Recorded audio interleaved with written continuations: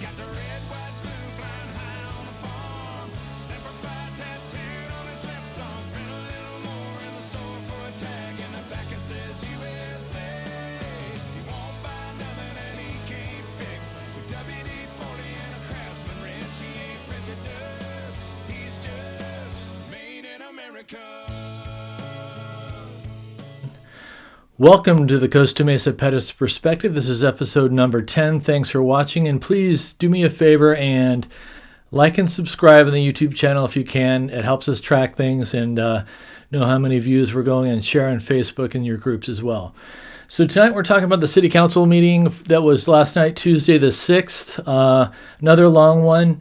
They seem to all be in the 5-hour range, but this one went, 11-ish, 11:30. So it was a long meeting. Like I said, there wasn't a lot of what I'm continuing with my goal of just extrapolating the important things out of the meeting to give to you guys. And so the first 15 minutes or so was mostly a Mayor Foley and newly appointed Mayor Stevens love fest. A lot of congratulations back and forth. Kudos to them for doing that.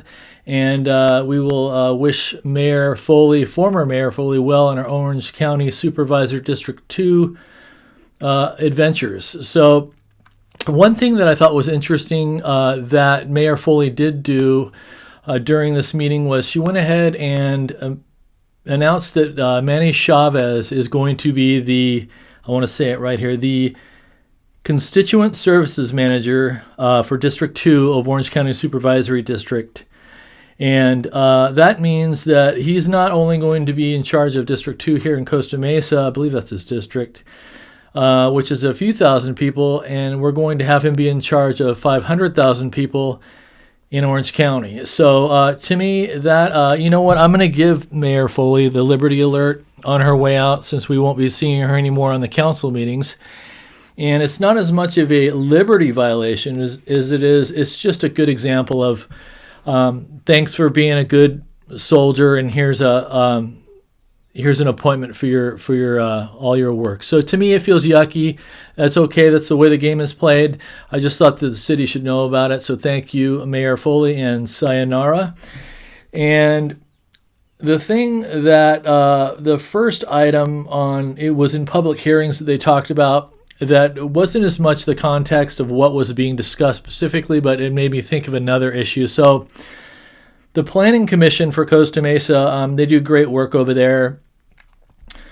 John Zick and all those guys are doing a fabulous job, and we commend them for it. It's a lot of hard work. That commission deserves a lot of credit. So they, for 3.5 years, they've been working. I'm going to go ahead and read the City Council review of Planning Application 20-10 and tentative tract map for master plan for an 8-unit residential common interest development under the Mesa West Residential Ownership Urban Plan at Meyer Place and Anaheim Avenue. So what this is there's an applicant that wants to build a large, I think they're condominiums on the site on two sites on Anaheim and Meyer, and they're tearing down an existing home.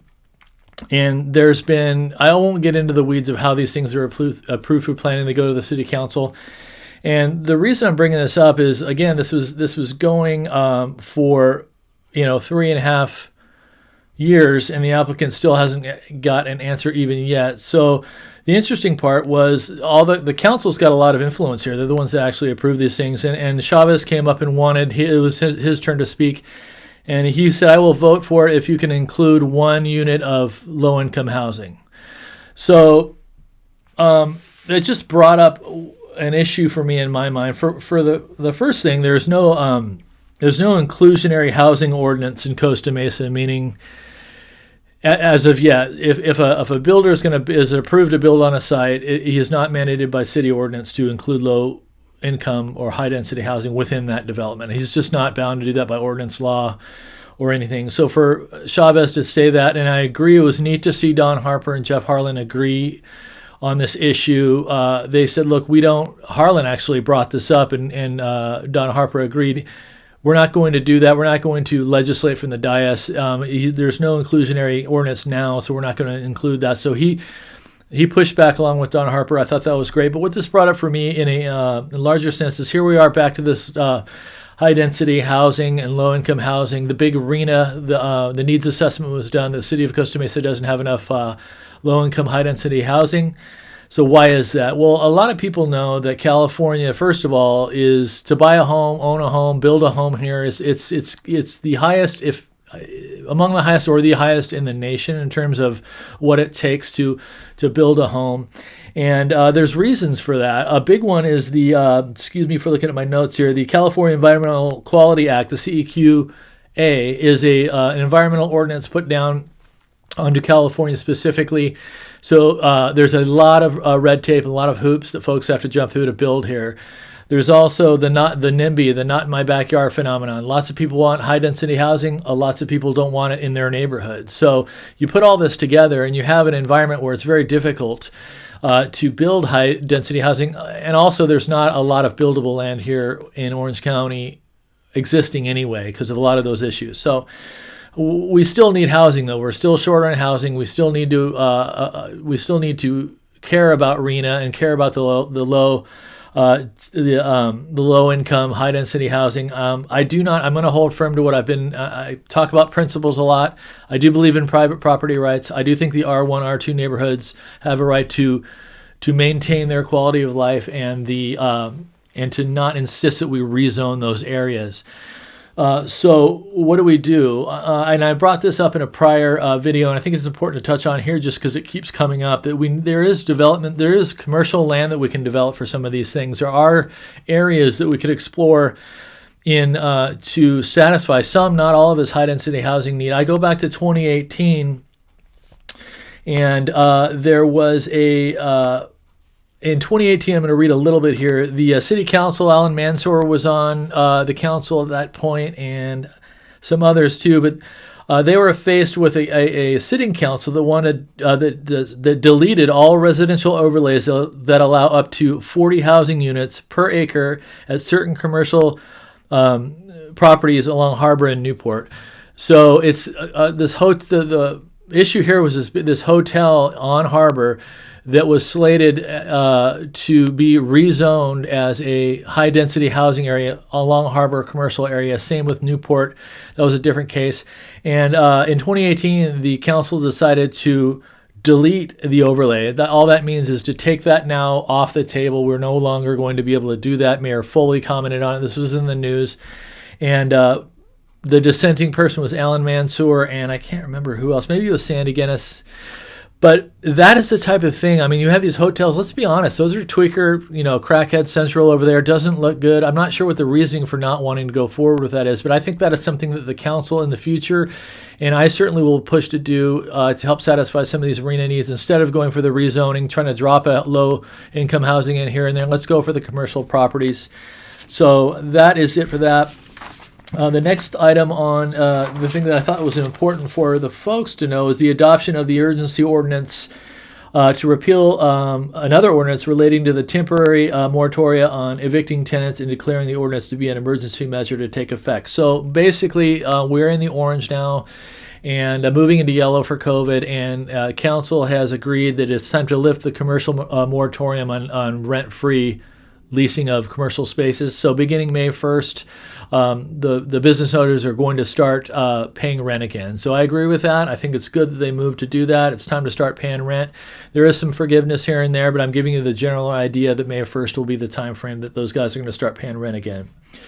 And the second to last thing I'm going to talk about is the proposed plan for use of federal American Rescue Plan funds due to the city fiscal year 2021 and related budget and adjustments. So we have the Federal Rescue Act or plan that Biden that got through Congress. We all know the big trillion, $1.9 trillion. So a big part of that was at the federal level, $360 billion to municipal cities, meaning Costa Mesa, Newport, all the municipalities in the country.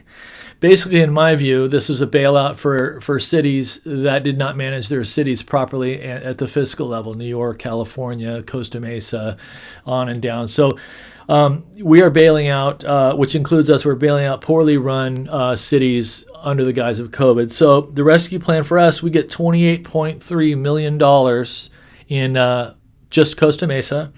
Half of that will be paid in 60 days from now, and the other half within 12 months. And the ask there was nothing official, but the ask in this council meeting, there'll be other readings moving forward, would be that they are requesting $4 million to go back in the 2021 reserves, and they're requesting all furloughs and pay cuts to be paid back, and people retroactively made whole on their salaries. And they are claiming, they even said that there was $10 million in savings when they went to reduce budgets and look for money to save during the COVID time. So we're getting $28.3 million. They're saying they cut $10 million from the budget. So, $18 million sounds like to me that it's likely to go to areas of mismanagement that have happened in the past, or they plan on doing in the future. To me, it's like, I don't know, I like using me as an example sometimes, my old bad habits. But when I was, I don't know, one of my first credit cards, it's like $500 limit. Felt good about paying it off. First thing I do is immediately go buy a new tennis racket or whatever. That's not a good way to manage credit and to in the long term. So I feel like that's kind of the idea here, just for the Costa Mesa folks to understand how things are going and where money's coming and going.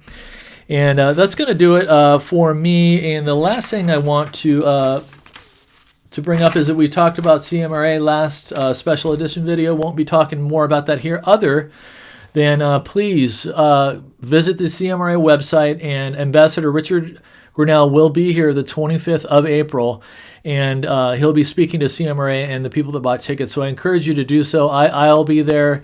Most of the folks that care about politics, or a lot of folks that care about politics, will be there. So please buy your tickets and become a member at CMRA. I highly encourage it.